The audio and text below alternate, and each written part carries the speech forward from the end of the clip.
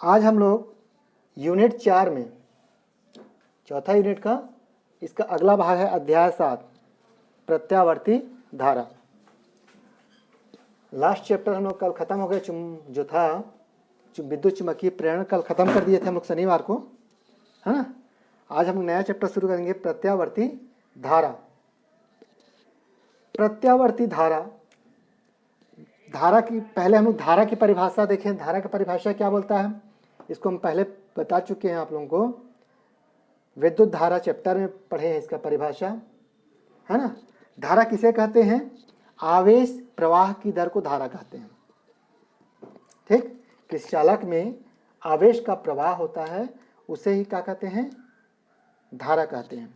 आवेश प्रवाह की दर को धारा कहते हैं। ठीक, और धारा जो है दो प्रकार का होता है। तो बता रहे थे आपको, विद्युत धारा दो प्रकार के होते हैं, दिष्ट धारा और प्रत्यावर्ती धारा।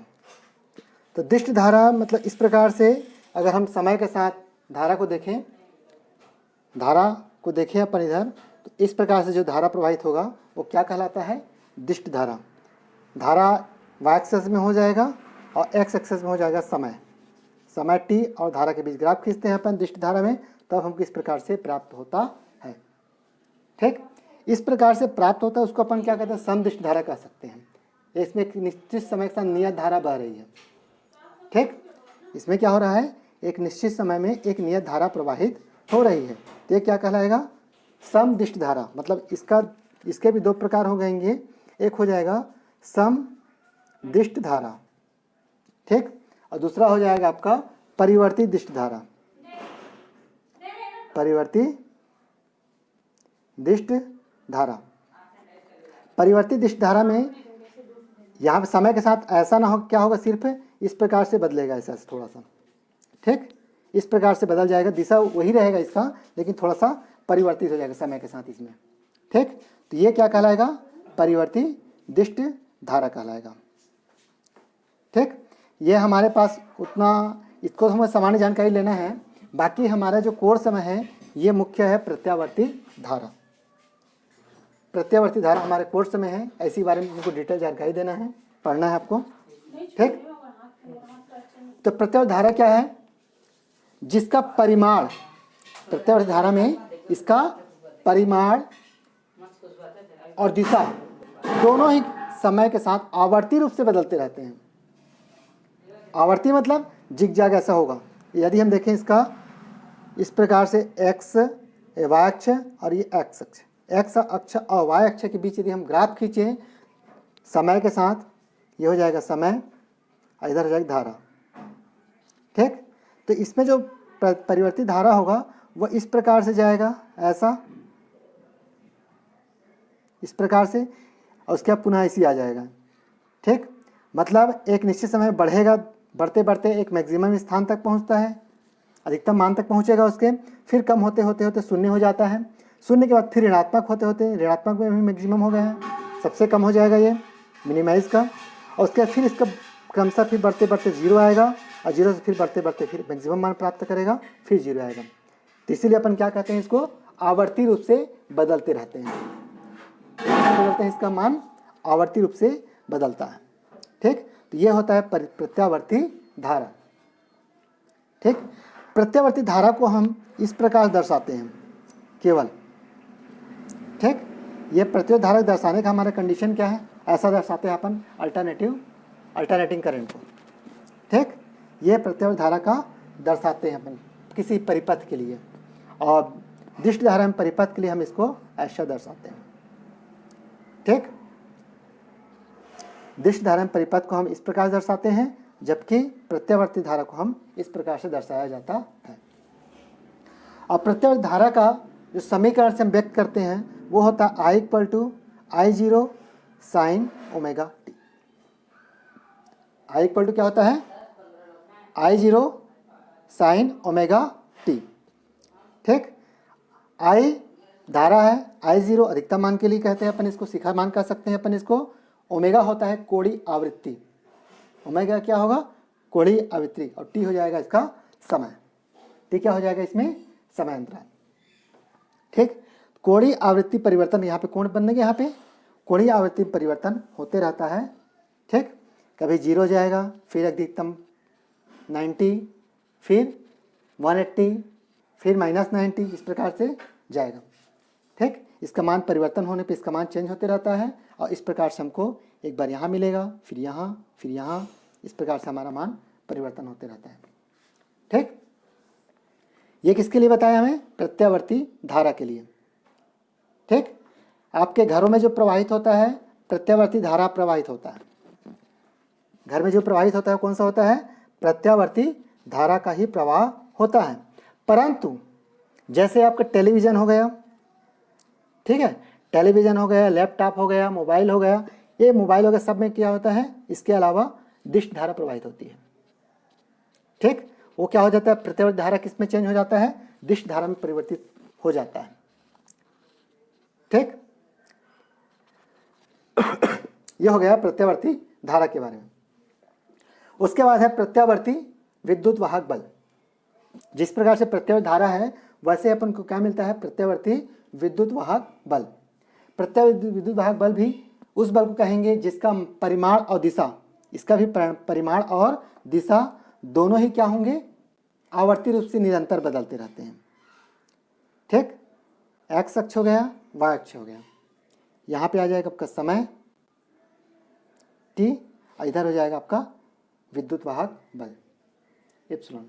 ठीक, दोनों के बीच ग्राफ खींचेंगे यहाँ पे समय और विद्युत वाहक बल के बीच, तब हमको इस प्रकार से यहाँ मिलता है।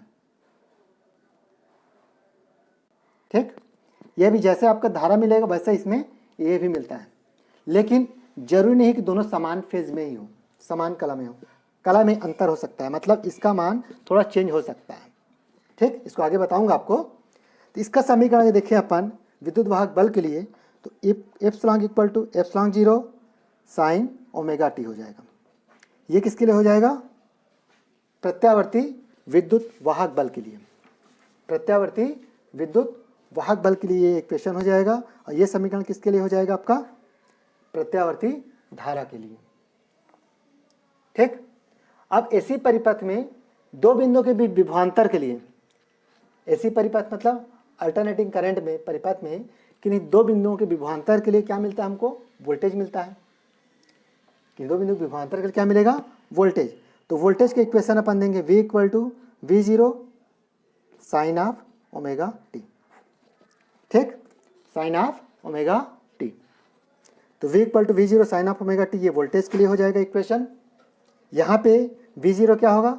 वोल्टेज का अधिकतम मान हो जाएगा, वोल्टेज का अधिकतम मान हो जाएगा। यहाँ पे एप्सिलॉन 0 क्या होगा? विद्युत वाहक बल का अधिकतम मान होगा, विद्युत वाहक बल का अधिकतम मान होगा। इस अधिकतम मान को ही अपन क्या कहते हैं? शिखर मान कहते हैं। इस अधिकतम मान को ही अपन क्या कहते हैं? शिखर मान कहा जाता है। ठीक, अधिकतम मान को अपन शिखर मान कहते हैं। ओमेगा कोणीय आवृत्ति रहेगा और टी रहेगा समय। अब इससे संबंधी कुछ महत्वपूर्ण परिभाषाएं हैं, जिसका परिभाषा आप लोग पहले पढ़ चुके हैं, उससे काफ़ी कुछ मिलता जुलता है। ठीक, तो पहला अपन परिभाषा देख लें, शिखर मान।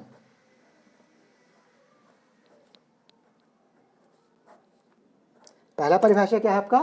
शिखर मान, या शिखर मान को अपन क्या कहते हैं? आयाम भी कहते हैं। इसे क्या कहते हैं अपन? आयाम भी कहा जाता है। ठीक, आयाम हम बोलते हैं, या फिर हम इसी को बोलते हैं शिखर मान। शिखर किसको बोलते हैं? सबसे अधिकतम मान, ऊंचाई का। किसकी धारा के लिए हो सकता है, वोल्टेज के लिए हो सकता है, विद्युत वाहक बल के लिए हो सकता है, शिखर मान है। ठीक, शिखर मान कहेंगे या फिर आयाम कहते हैं इसको। ठीक, प्रत्यावर्ती धारा के किसी भी दिशा में अधिकतम मान को उसका क्या कहेंगे अपन? शिखर मान कहेंगे। ठीक, जैसे यहाँ पे अपन शिखर मान देखें तो यहाँ पे इसका शिखर मान हो जाएगा, ये इसका क्या होगा? शिखर मान होगा। यदि हम देखें यहाँ पे समीकरण I equal to I0 sine omega t, I equal to I0 sine omega t, तो यहाँ पर यही क्या कहलाएगा? I0 क्या कहलाएगा? इसका आयाम या शिखर मान। शिखर मान, अधिकतम मान के लिए होगा। ठीक, यही कहलाएगा इसका अधिकतम मान के लिए होगा, शिखर मान या फिर आयाम कह सकते हैं अपन इसको। ठीक, ये I0 अधिकतम कब होगा? जब पूरा पूरा इसका मान 1 होगा। ठीक है, साइन का मान जब पूरा इसका क्या हो जाएगा? 1 हो जाएगा, तभी क्या होगा? इसका मान अधिकतम होगा। ठीक,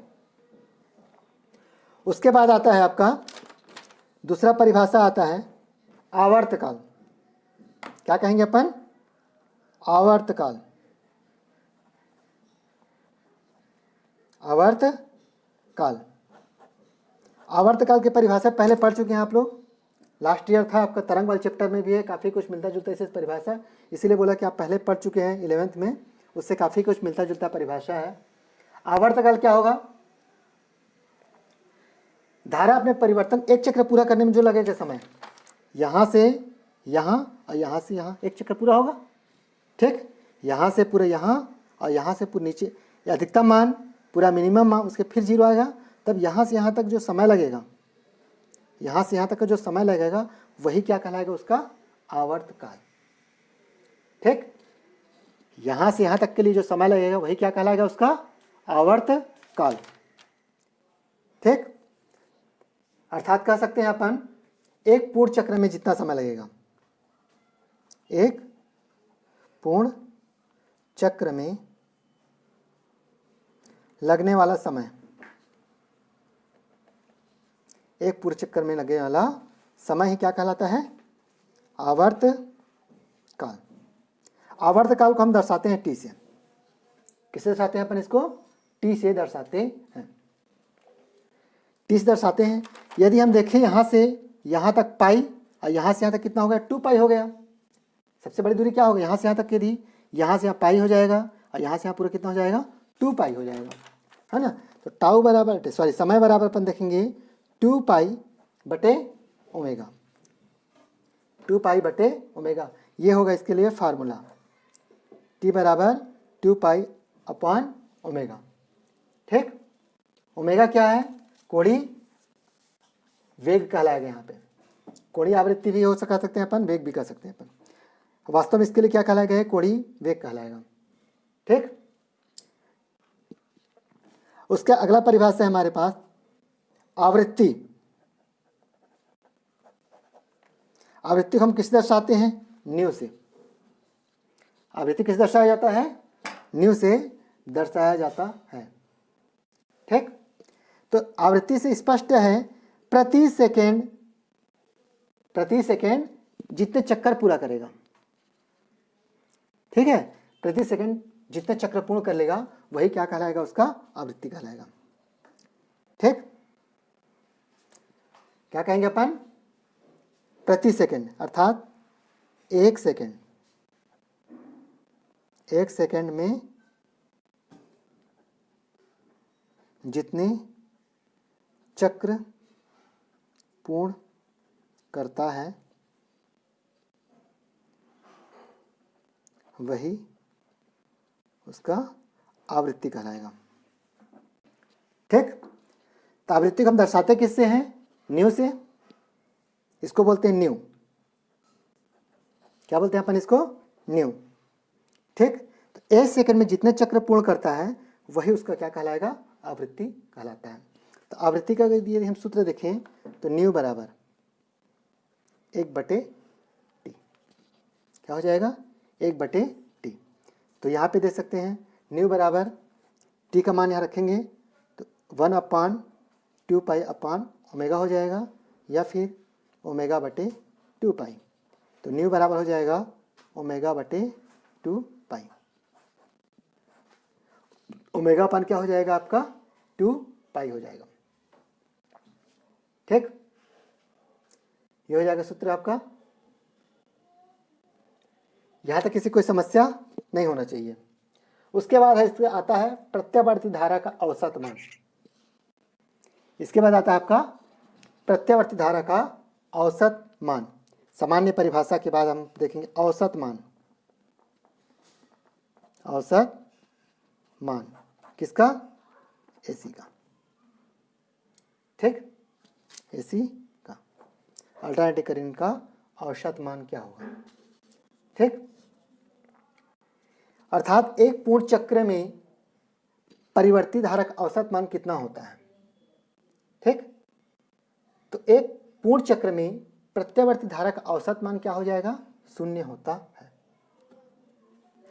प्रत्यावर्ती धारा में एक चक्र पूरा करने के बाद जिसका औसत मान क्या होता है, शून्य होता है।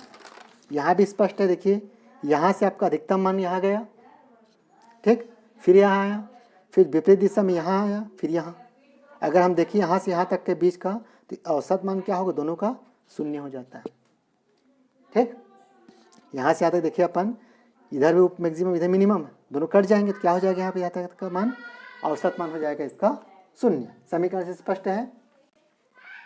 ठीक, या फिर हम इसका क्या करेंगे, 0 से t समय तक बहने वाले आवेश का मान कितना होगा, फिर समय का मान कितना होगा, उससे भी निकाल सकते हैं। मैं यहाँ डायरेक्ट आपको बता दिया, यहाँ से अधिकतम पहुँचेगा, फिर 0, फिर यहाँ से मिनिमम, फिर 0।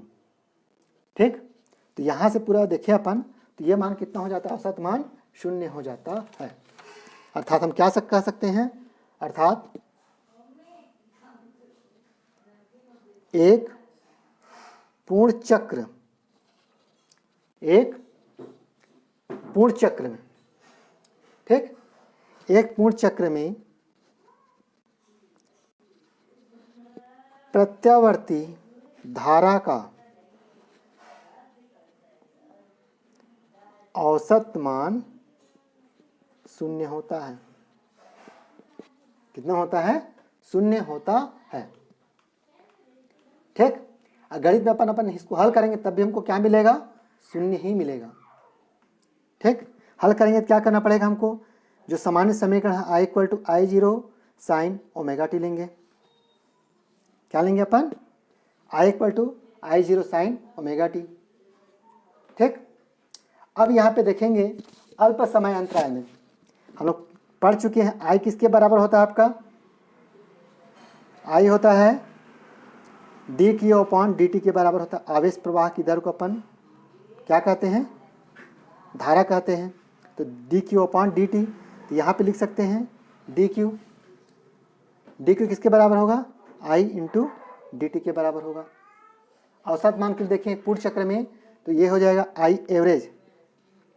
क्या लिखेंगे, I एवरेज = I का मान रखेंगे यहाँ पर कितना हो जाएगा, I0 sin ω t, I0 sin ω t। ठीक, अब यहाँ पे पहले अपन कितना मान था इसका, समय 0 था। पहले कितना था यहाँ पे, 0 से t समय तक का। यहाँ से यहाँ तक का समय मान लो कितना लेते हैं अपन, t समय तक का लेते हैं। ठीक, तो t समय तक इसका क्या करेंगे, समाकलन निकालेंगे अपन। इसका क्या निकालेंगे, समाकलन निकालेंगे। ठीक, यहाँ पे I0 ये तो अपन क्या आ गया, औसत मान इसका, और dt समय कितना हो जाएगा इसका, हम देखेंगे अपन एवरेज के लिए समय अंतराल हो जाएगा। समय अंतराल कितना हो जाएगा, औसत का जो मान होता है, सूत्र क्या होता है, 0 से t समय तक बहने वाला कुल आवेश, 0 से t समय तक बहने वाला कुल आवेश और समय अंतराल का अनुपात, समय अंतराल का अनुपात, ये क्या कहलाता है, एवरेज कहलाता है। ठीक, तो I0 sin ω t अपन आवेश प्रवाह की दर देख रहे हैं, और समय मान लो कितना है आपके पास, t है। t समय में इतना होता है, और ये dt समय, dt अल्प समय है, तो क्या होगा, dt के सापेक्ष इसका हम क्या करेंगे, समाकलन करेंगे। अब समय कहाँ से कहाँ जाता है, इसका समाकलन करते हैं, तो 0 से t समय तक, 0 से t समय तक का आवेश प्रवाह का दर ऊपर हो जाएगा। ठीक है, 0 से t समय तक आवेश प्रवाह का दर या कुल बहने वाला धारा है। 0 से t समय तक I0 sin ω t कुल बहने वाला धारा है, और t क्या है, वो t समय में ये धारा बह रही है। तो I एवरेज बराबर हम निकालते हैं 0 से t I0 sin ω/t × dt। ठीक, अब इसका समाकलन करेंगे अपन। समाकलन के का सूत्र आप लोग पहले देख चुके हैं, 11th में है, ये भी समाकलन गणितीय व्याख्या में है अपना। ठीक, तो I एवरेज किसके बराबर होगा,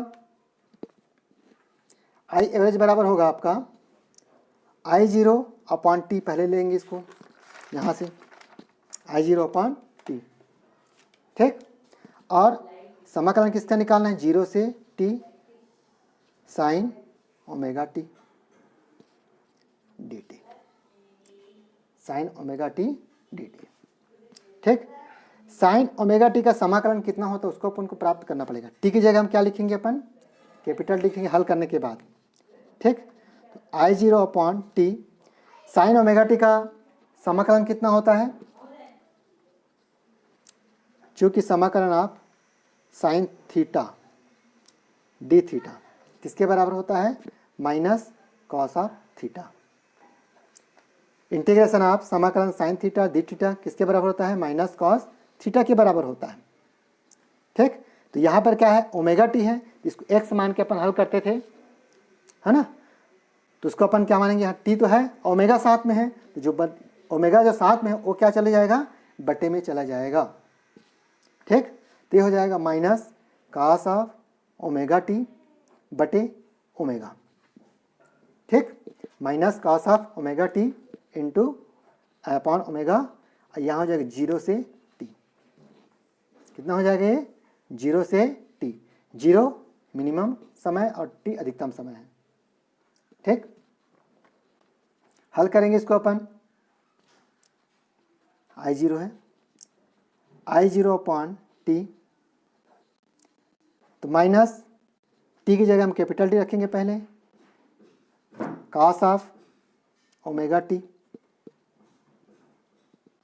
cos of omega T, omega को इधर बाहर निकाल लेते हैं अपन, यहाँ पे ओमेगा टी हो जाएगा इधर, है ना। केवल इसी बस मान रखना, टी जहाँ है टी की जगह हम टी रखेंगे और जीरो रखेंगे, ठीक। तो cos omega t minus minus cos of omega into zero, तो ओमेगा इंटू जीरो क्या हो जाएगा, पूरा पूरा ये जीरो हो जाएगा। तो लिखेंगे I zero upon omega t minus cos of omega t, minus into minus हो जाएगा plus cos of zero degree, कितना हो जाएगा यहाँ पे, कॉस ऑफ हो जाएगा यहाँ पे जीरो हो जाएगा। कॉस जीरो का मान कितना होता है, एक होता है, कॉस जीरो का मान कितना होता है, एक होता है, ठीक। तो I zero upon omega t, I zero upon omega t हो जाएगा, ठीक। तो यहाँ लिखेंगे minus cos of omega T plus one, क्या हो जाएगा ये, प्लस वन हो जाएगा। हम लिखेंगे I zero upon omega t, तो one minus cos of omega t, ठीक। यदि हम ओमेगा का मान रख दें यहाँ पर, ओमेगा का मान निकालें हैं यहाँ पे, ओमेगा का मान क्या हो जाएगा, चूँकि टी बराबर कितना, टू पाई अपान ओमेगा होता है, तो ओमेगा का मान क्या हो जाएगा, टू पाई बटे टी हो जाएगा, ठीक। तो यहाँ से अपन इसमें रख दें मान ओमेगा का, ठीक। तो ये हो जाएगा I zero upon omega t, I zero upon omega t हो जाएगा।